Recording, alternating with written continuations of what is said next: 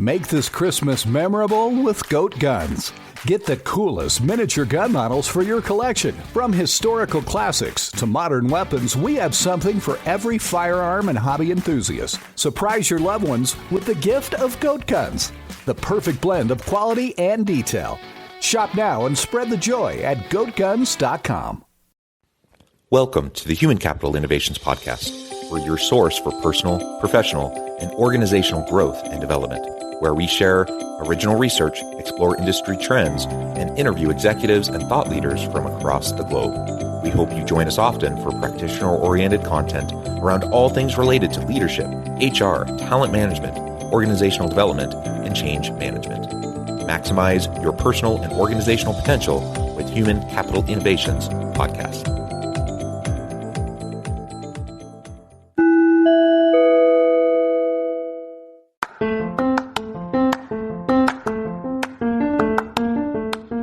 You enjoy the Human Capital Innovations Podcast?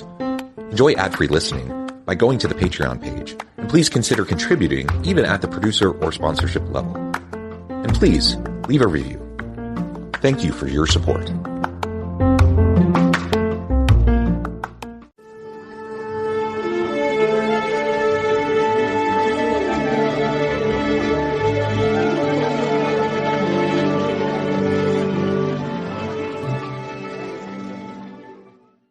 Shawn Bertram, welcome to the Human Capital Innovations Podcast. Thank you, John. Glad to be with you. It is a pleasure to be with you. You're joining us from central Missouri. I'm south of Salt Lake City in Utah. And today we're going to be talking about the advantages and disadvantages of leveraging ESOPs in your organization. Now, you're an expert in this area. I'll let you unpack that and describe that a little bit here in just a moment. But before we get started, I wanted to share Shawn's bio with everybody. Shawn Bertram, author of Keeping Score with Grit, Straight Talk Strategies for Success, is the founder and CEO of PHRi Brands, which he and his wife truly started out of their home in 1998. The company has over 1,500 branded food service locations across 40 states and is best known for their Champs Chicken franchise branch, which was started in 1999. Prior to starting PHRi Brands, Bertram spent 5 years with a Fortune 100 company, Mid-America Dairymen, now Dairy Farmers of America. He also worked for 3 years as a regional sales manager for a Midwest Chester's fried chicken distributor. And again, today we're going to be talking about ESOPs, which will be a fun conversation. I think it'll be a bit of a technical conversation, but a really important one for my listeners. But before we go there, anything else about yourself, your background that you would like to share with me or my listeners? Nope, nothing on the background. I'll try to keep it at a 40,000 foot level, and we'll try to stay out of the technical weeds so we don't get too deep in the ESOP minutia, if you will. Just enough to have a healthy understanding of the power and perhaps a healthy fear of the potential problems and how we can apply it. I think that'll be super helpful. All right, so let's start. There are many listening who I'm sure are familiar with the term ESOP. Some who this might be a new term for them. So can you describe that for us? What does ESOP stand for? Why is it important? And how common are they? Yeah, so ESOP stands for Employee Stock Ownership Plan. And ESOP at a very high level, think of a 401k as a qualified retirement plan. So ESOPs in general are another form of a qualified retirement plan that ultimately transfers the shares and the ownership of the company to the employees. So that's a very high level. It's structured very similar to a 401k in the way it's regulated by ERISA and those types of things. So that's really high level what ESOP stands for. It is a way to transfer the ownership of the company to all of the employees that work for the company. Yeah, that's fantastic. And you used another acronym that maybe people aren't familiar with, ERISA. Can you just describe that really quickly and why that is relevant? ERISA is just the federal arm that regulates retirement plans. So every individual retirement plan is regulated and looked over to protect the individuals to make sure that no wrongdoing goes on with those retirement plans. They've been around in particular to manage 401ks. And ultimately, they're there to protect the investors. Yeah, it's about fiduciary responsibility and protection, so it's oversight on that. So that's an important thing to note.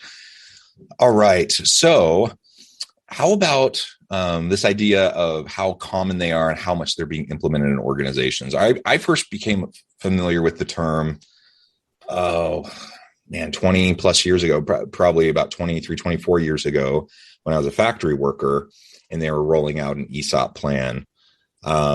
And at the time that was brand new to me and I had never heard of it before. And since then I've heard more and more organizations doing something like this. What is your experience and how common are they? Yeah, I would say they are, I would rate them as uncommon and unknown unless people like you have experienced or been a part of an ESOP. I speak to people that are going through masters in college, business degree individuals, and the majority of schools do not teach about ESOPs. They're just not they're not common in the form of, they're just not as well known, I guess. Generally, when people think of businesses, they think private equity, public, or an entrepreneurship. They don't really think of, hey, I could really be an owner in a company. So they are unique. They are beginning to gain some traction. I would say they are bipartisan supported because they support capitalism, yet they support employee ownership, and it's a big benefit for the employees. So it's a great tool. I'm sure you'll get into some more questions, advantages, disadvantages, those types of things. They're not right for everybody. And again, we can have some discussion on that, but I would say, to answer your question, they're just not very well known, and they are a unique beast. Yeah. And so because they're not very well known, that means they're not very widely implemented. And I think that represents an opportunity for organizations, especially in this labor market and in the current conditions with the Great Resignation, as organizations are really fighting to attract and retain good talent.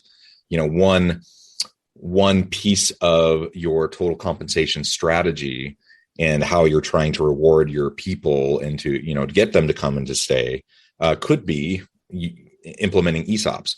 And so for those who are unfamiliar with it, I think it's important for them to consider it at least and see how it might potentially fit in to a broader strategy and enhance what you're already doing, again, for the benefit of the organization and for your people.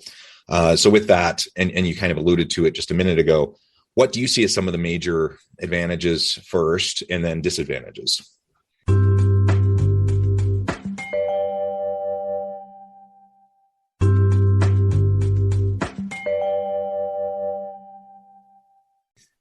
Yeah, I think to your point, you're beginning to see, and anybody that studies the workforce and the aging workforce that we have, we know we have a lot of baby boomers and a lot of baby boomer entrepreneurs that are looking for exit strategies. So that was not necessarily me, but a good reason to potentially start an ESOP is that you've got a company, you want to do the best thing for your employees and your community, and you want to protect them, and you don't necessarily have an interest in selling out to private equity or a big public company, not knowing what's going to happen to your employees.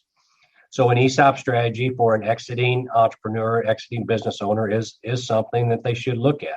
It is a way to transfer the wealth and still have a liquidity event as an owner to transfer that. So advantages, I would say, are you protect the culture, you protect the employees, all those people that help you get to where you're at. You give them some type of benefit. You protect the communities that you're in, not knowing what might happen to those jobs if you sell out to a large public company or private equity. If you're an S corporation, there are some significant tax advantages. 100% owned S corporations do not pay federal or state income taxes in most states. While that sounds great, remember, all of that wealth is being transferred to all of the employee owners who ultimately pay taxes very similar to a 401k. When they exit and retire, they have all those shares that have created wealth and have grown for them. They ultimately pay those taxes very similar to a 401k. So it's not a tax exempt entity, it's a tax deferred entity. But there are some cash flow advantages that come along with that. Biggest advantages for me is really just rewarding all of the people that have helped and continue to help a company get to where it's at. So those are kind of the advantages. The disadvantages that most owners would talk about is, hey, it's a little bit extra structure. You have a board of directors. You do actually now have a structure. Some companies already have that, so that may not be perceived as a disadvantage. Many entrepreneurial companies don't necessarily have a really good board structure, so little disadvantage there. And I think from an ego standpoint, you actually don't own the company anymore. If you go to a 100% employee-owned company, hey, you don't own the company, and there's a little bit of fear there that you don't, quote, run the company. So that's kind of the reasons people say, well, I'm not really quite ready to exit. I haven't created my wealth yet. Whatever the reasons might be, which are all valid reasons. Entrepreneurs, I love the success of entrepreneurs. I love capitalism. I love being around successful people, hearing their stories. But that's kind of the disadvantages. Maybe they're not quite ready to give up complete ownership. And there are ways to ease into the ESOP without giving 100% ownership. Yeah, I think that's a really important point, is that it's not a all or nothing dichotomy. Like you can ease into it. And that's something to think about. And I think in terms of advantages for employees, that, just like an owner likes to feel like they own the business and they're driving it and they're creating wealth and everything. When you have a structure in place to be able to spread that across employees in the business, there's actually quite a bit of research on this and the power that has in terms of long-term strategic thinking, sustainable effort and productivity, and overall creativity and innovation of people in the organization who have a different level of investment now because they're part owners of the organization. And so it can be a powerful motivator. It can be a powerful culture builder. It can be a way to really help people feel like they're part of something important, bigger than themselves and important to the community, to them and their families. And ultimately, that can increase the likelihood of retention of good people and a whole slew of other positive things. So I would add that to the advantages column as well. Yeah, employee engagement, thinking and acting like an owner, having a stake in the outcome of what you actually help create and build. All of those things are great points, John. I will say it takes a lot of work. To me, it's no different than having it. And we were this company. We had a very engaged ownership thinking, open book leadership company before we went ESOP, which is very unusual. Most ESOPs are the complete opposite. They go and they create this ESOP thinking, oh, here's the magic bullet. I'm going to give ownership out to all of our employees, and all of a sudden things are going to change. The reality of that is nil. Unless you teach and coach and help them understand what ownership means, an ESOP could have zero impact. So that's to that point. To that point, there's no magic bullet. So whether we're talking about ESOPs or 1,000 other things, that someone could point to and say, oh, this is going to be the thing that we're going to do, and all of a sudden it's going to change everything. There's no magic bullet, and there's no easy answer. All of any of those things that you might try, including ESOPs, are going to take work. It's change. It requires coaching and mentoring and helping to train and helping your people to understand what is happening, why it's happening that way, all of that. And unless you do the work of it, just changing things in a way to offer an ESOP, kind of situation isn't necessarily going to do anything, to your point. And most people won't even understand what you're doing unless you have an educational campaign around it and help them understand what that means for them, right? Right. Our coaching company called Grit Business Coaching is a result of us going to employee ownership conferences, both as we were learning about an ESOP and then even after we became an ESOP. People just started asking us a lot of questions of how do you create such a culture? And we already had that. So people kept asking these questions, and we thought, man, we've got something kind of special here. So we created a coaching company as one of our, it's owned mostly by the ESOP. And it's another way that we help companies create employee engagement, strategic plans, and open book leadership. And we help them, whether you're an ESOP or not ESOP, we help them create the cultures that drive businesses forward because of engagement.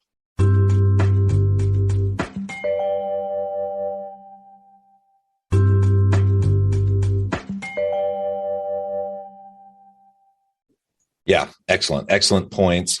So what do you see, as we move into the future? You said these are fairly rare, not superly well understood or implemented. Why do you think current leaders aren't really embracing this? Why aren't future business leaders learning more about ESOPs? And what do you see, in the next 5 to 10 years in terms of how ESOPs might be leveraged in organizations? Yeah, advocates like myself, our company, others out there, ESOP Association, National Center of Employee Ownership. There's multiple different people trying to push this and make it more aware. I think the biggest reason they're not more popular is because of the unawareness, the option out there. Many entrepreneurs in particular just don't even know about this and don't think about it. Many CPAs are not familiar with it. They're not recommending it to their exiting clients. And it's just a little more difficult than just selling and being done. I mean, there's a lot of owners that just say, man, I'm just completely done. I don't want anything to do. And they haven't done a good job of succession planning. So those owners are probably better suited to find somebody else to take that company. If you've done a little bit better job of succession planning and you've put a little more thought into it, it doesn't take many years to get there, then ESOP could be a viable model. And certainly size of the company, all of those things play into the model. But if you're a small company that has done a good job and you've been seeing growth year over year, ESOP is really just something you should look at. Yeah. And there's so many private companies up for sale each year. I have actually a couple of good friends that's their business is helping companies sell, helping owners sell and the buying and selling of companies. There's a lot out there that people are trying to do. How would you know if ESOP is a good solution for you versus just a traditional sale of your company? Yeah, it really does take just some investigation. I can't give you a broad answer for that. There's no real magic bullet. You do have to be of a certain size to justify it. The other thing is you could seek out an employee-owned company that might acquire you. That's another exit strategy. We are not a merger and acquisition broker of any kind, but our company does help transitioning owners with those decisions as part of what we do as well. But we're certainly not a broker in any way, shape, or form. We're just ultimately trying to give good advice to owners on how they can transition successfully. Yeah. So the answer is it depends, right? Yeah, I know I didn't depends give you on a the great specifics. answer there. No, it makes sense. And every context is different. So you have to take that into account. But I guess, the message I'm hearing is look into it because it might turn out to be a good option for you. And don't automatically dismiss it, especially if it's not something you've considered before, because it might be useful. Yeah, I've known people that have transitioned with very few employees. I mean, even less than 5. I mean, that's not typically the ideal, but it really has to do with the mindset of the owner and what type of financial situation they're in, and ultimately what their mental mindset is of what they're trying to accomplish, what legacy they might be able to leave. All of those things come into play. Hey, if it's all about the money, typically that's not the best candidate for an ESOP because that they're just, and there's nothing wrong with that, by the way. Founders have started their company. They may decide, man, I need so much for retirement. That's all part of the planning process and what people need to do to do what's best for them in retirement and what they want to leave behind them. Yeah. And I know there's some parts of the country here in the U.S., some state or local areas that might even provide some sort of local aid around ESOPs. Can you speak to that a little bit and places where it might be more feasible just because of that support? Yeah, there's both aid and support. So many states are actually creating their own ESOP associations, Missouri being one of the most recent that has created an actual association that talks more about ESOPs and education. From a financial standpoint, the biggest aid, if you will, right now, well, there's two things going on. Some of those state ESOP associations are actually providing some type of aid to pay for the discovery process.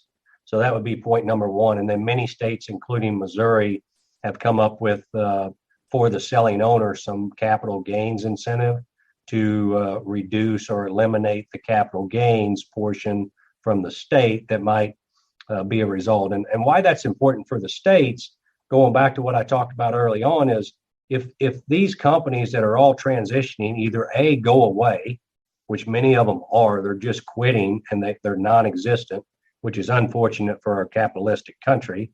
And or two, if they get sold out to a large public company or private equity, those jobs could very well, and in many cases do leave the state. So the states are very vested in trying to keep these jobs and these entrepreneurs and creating more capitalism within their state. So I'm highly supportive of our chapter in Missouri and anything that's going on here in any state that supports ESOPs. Yeah, wonderful. So again, something to look into to see if your state has those sorts of supports, that sort of aid. Shawn, it has been a real pleasure. I know at the time I'm going to have to let you go here in just a minute, but before we wrap up for today, I wanted to give you a chance to share with listeners how they can connect with you, find out more about your work, and then give us the final word on the topic for today. Yeah, first and foremost, go to Amazon and check out Keeping Score with Grit. Grit is GRITT, so Keeping Score with Grit. I would appreciate taking a look at the book, the Audible version, the Kindle version. You can contact me, reach me at www.Shawn, SHAWN, last name Burcham, BURCHAM.com, ShawnBurcham.com. Last word on the subject. Thank you, John, very much for hosting me. Appreciate the opportunity to be here, and anybody can reach out if they would like to learn some more about ESOPs. I'm always passionate about talking about ESOPs and cultures and anything regarding business. I'm a little bit warped. Wonderful, wonderful. Thank you, Shawn. It has been a pleasure. I encourage listeners to reach out, get connected, find out more about what Shawn and his team can do for you. Check out the book. And as always, I hope everyone can stay healthy and safe, that you can find meaning and purpose at work each and every day. And I hope you all have a great week.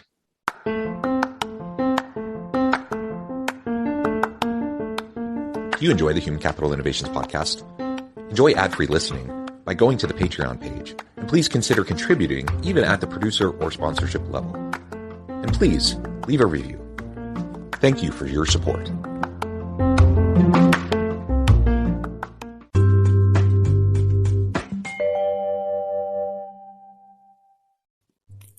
Thanks again for joining us for this episode of the Human Capital Innovations Podcast. I hope you stay healthy and safe and that you have a great week.